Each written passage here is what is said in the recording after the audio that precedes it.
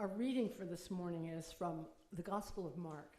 And Mark was the earliest gospel written, maybe some approximate dates 30 years after the crucifixion and resurrection. Subsequent gospels would embellish it and embroider it a little bit more, but Mark's is the most terse, and he doesn't expend a lot of energy on words. So here's this reading from the 16th chapter, verses 1 through 8. When the Sabbath was over, Mary Magdalene and Mary, the mother of James, and Salome bought spices so that they might go to anoint him. And very early on the first day of the week, when the sun had risen, they went to the tomb. And they'd been saying to one another, "Who will roll away the stone for us from the entrance to the tomb?" And when they looked up, they saw that the stone, which was very huge, had already been rolled back. As they entered the tomb, they saw a young man dressed in a white robe sitting on the right side, and they were alarmed. But he said to them, "Do not be alarmed. You are looking for Jesus of Nazareth, who was crucified. He's been raised. He's not here. Look, there's the place where they laid him. But go, tell his disciples and Peter that he's going ahead of you to Galilee. There you will see him, just as he told you." So they went out, and they fled from the tomb, for terror and amazement had seized them, and they said nothing to anyone, for they were afraid. So the story I've just read, as I said, is from the earliest of the four Gospels, closest in time to the events. And as you can hear, it ends abruptly. The painful drama of the crucifixion of Jesus at the hands of the Roman government has run its course, but a story about the events has begun. And as I read this part of the story again, I wondered, what if the story ended right here, as it does in the Gospel of Mark? Imagine the women charged with delivering the message to the followers of Jesus ran from the tomb in terror and said nothing to anyone because they were afraid.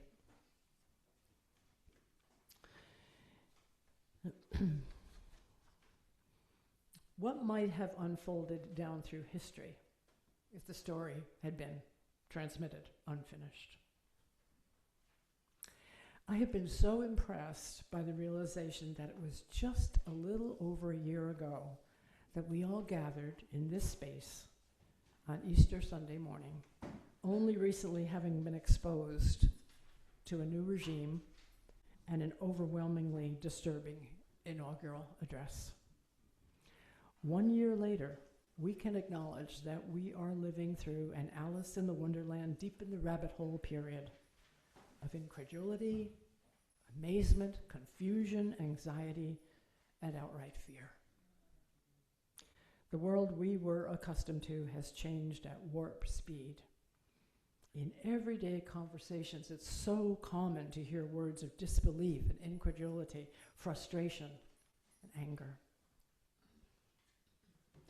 The very central values of honesty, integrity, morality, empathy, respect, compassion, democracy, and justice, they've all either gone completely missing in our public discourse or are becoming increasingly ravaged. Once again, the faces of war, young children, grieving grandparents, bewildered families, all those faces are in the headlines. Crucifixion comes in many shapes and sizes. Perhaps crucifixion is an apt metaphor for the massive dismantling of so much that has seemed humane and sane and responsible. The world of the first century gospel writing was not very different. Military might was deemed the way to create peace. Operatives of the Roman Empire kept a heavy boot on the necks of the people of Israel 2,000 years ago.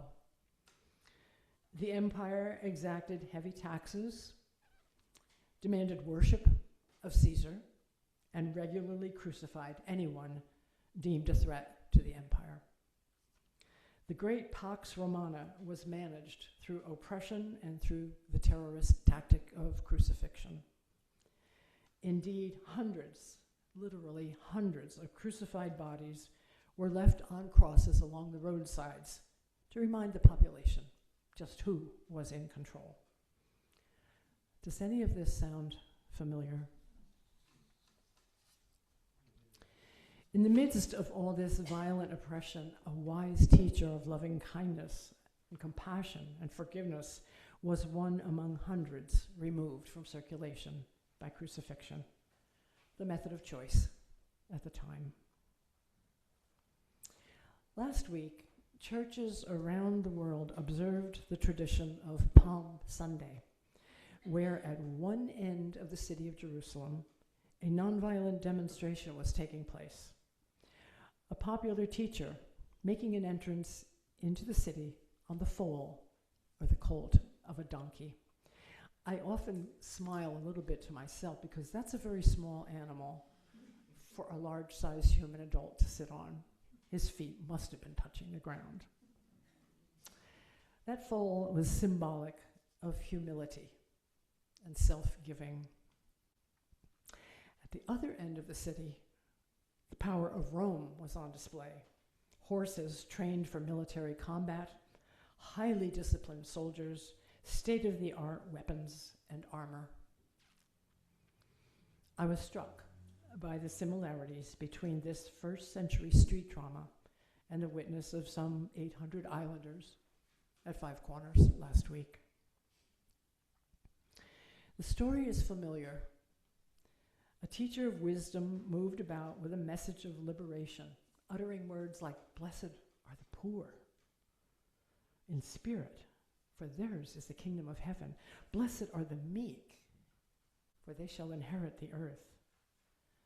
Blessed are the peacemakers, for they shall be called the children of God."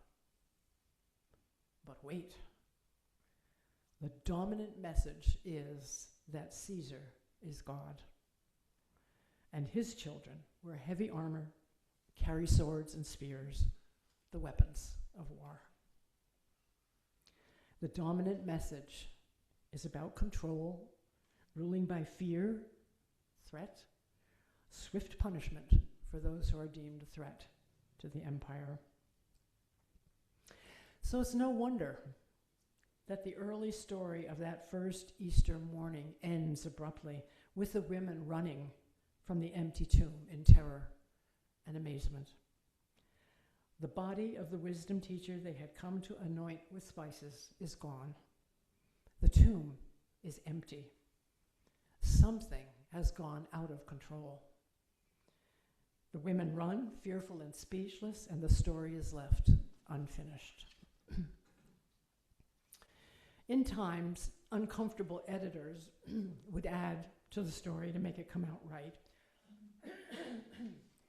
With each subsequent gospel that emerged in the first century, miraculous resurrection stories were added. There were sightings, there were visions, there were presences felt.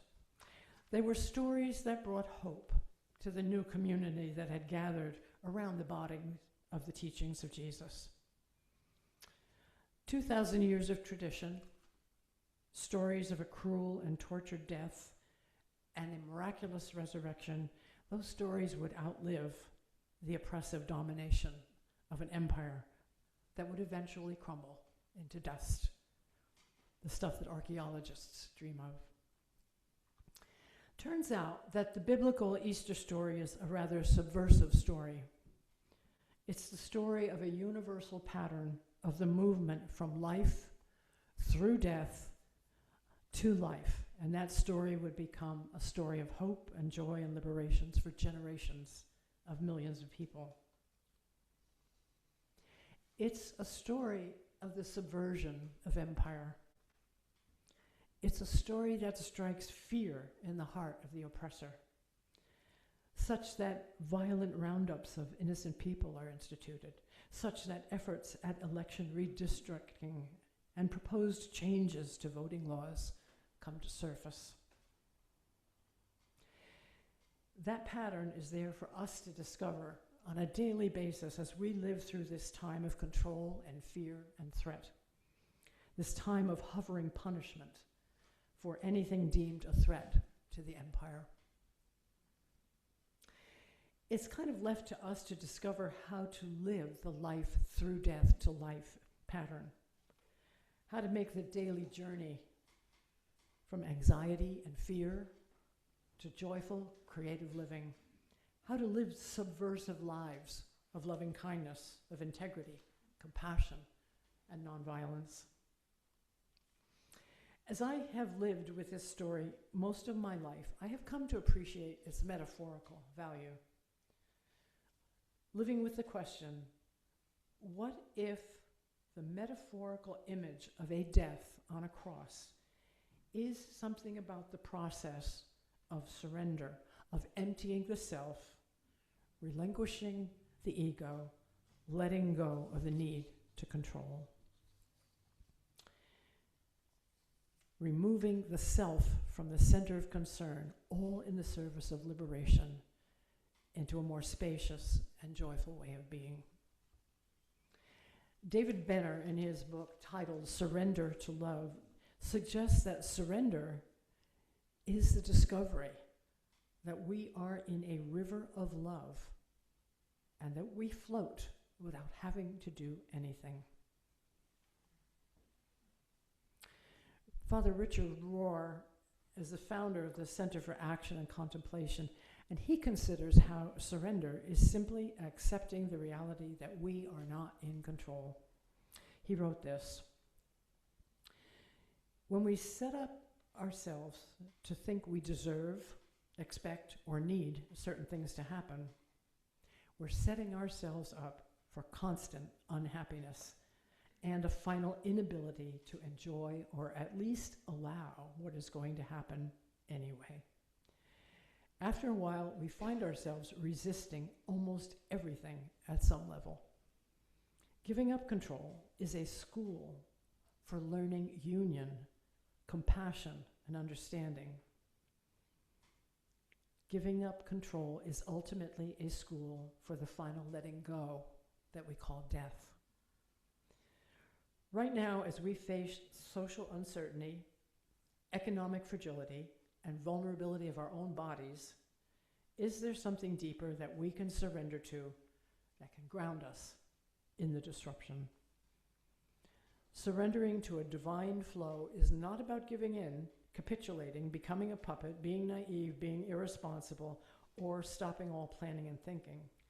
Surrender is about a peaceful inner opening that keeps the conduit of living water flowing to love. Rohr continues, I am confident in this. Every time we surrender to love, we have also just chosen to die.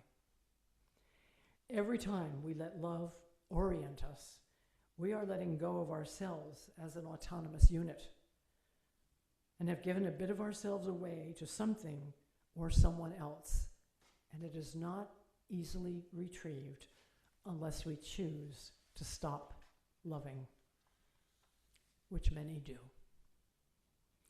But even then, when that expanded self wants to retreat back into itself, it realizes it is trapped in a much larger truth now, and love wins again.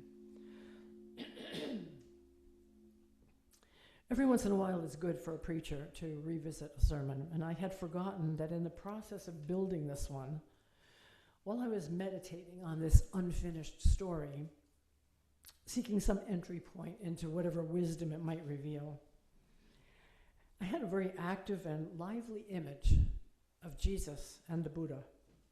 They were sitting side by side with their arms linked, looked as though they were buddies enjoying a great joke. I took the image to mean that a little exploration into the Buddhist notion of surrender might be in order. And I found this in the set of the 4 Buddhist intentions that are called the 4 divine abodes. And perhaps some of you in your Buddhist meditation are familiar with them. Excuse me, another product placement.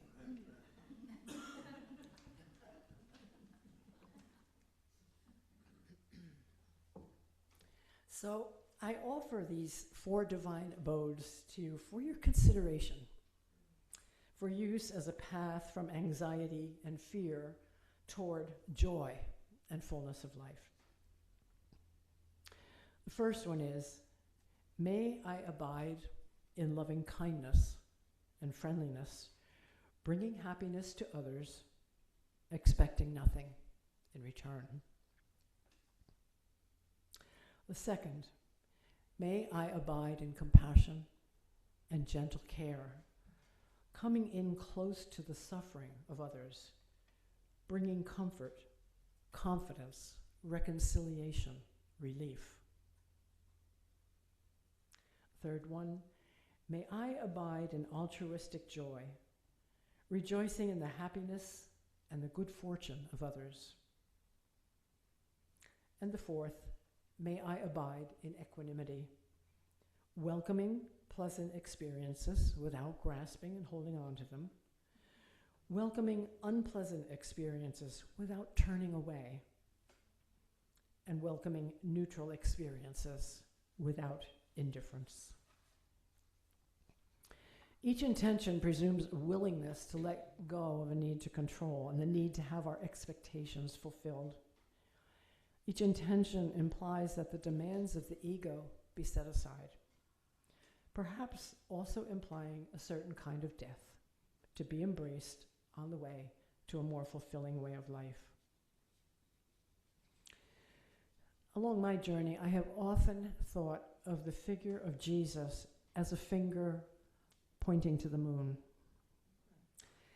Over the eons, the stories, the doctrines, the dogmas have invited generations to focus on him, generating all kinds of theologies and controversies, heresies and miseries over the century, thus missing that to which he was directing our attention when he said, "I am the way," simply pointing to a way of living that involved a bit of dying every day, even every moment, in order to live our lives with joy and satisfaction in loving kindness, compassion, altruistic joy, and equanimity. This is the story that we have to tell. Moving from a place of fear and anxiety into a place of joy is probably one of the most subversive forms of resistance in the face of the powers that seek to rule through dominance and fear. No one can take away our freedom to die a little each day in the service of nonviolent loving kindness and compassion, and therefore no one can take away our joy. The story is unfinished, and we are the ones who must continue to tell it until one day it reaches a satisfactory conclusion. In the telling of the story, it is good for us to remember that empire, of whatever shape or persuasion, does not continue forever. Change and decay set in, dust and rubble take over. Joy is eternal. So be it.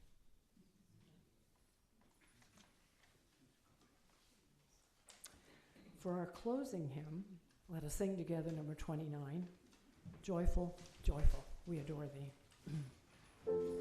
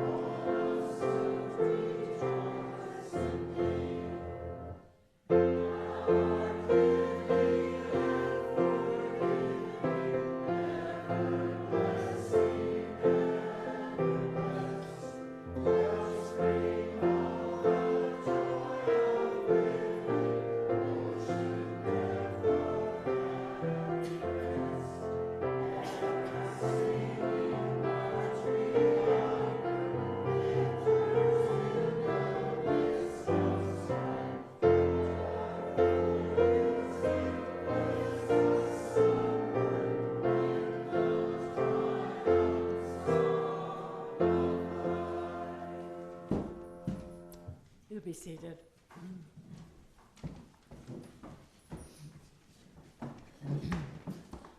I'm going to be reading a benediction for the brave. It's from a book called Sacred Awakening by Sami Awad. He's a Palestinian Christian, deep in the thick of things. A benediction for the brave. To those who still dare to follow, may the road rise to meet your surrender. May your illusions fall gently, your truths burn brightly. May your heart break open wide enough for the rain of justice to pour through. May you walk the narrow path with courage, not seeking safety, but presence, not certainty, but love, not admiration, but transformation. And when the world turns cold and your spirit grows weary, may you hear again the voice of wisdom, not calling for perfection, but presence, not for triumph, but for trust, not to build monuments of gold, but to become the living expression of love. The revolution begins in you. May it be so. Amen.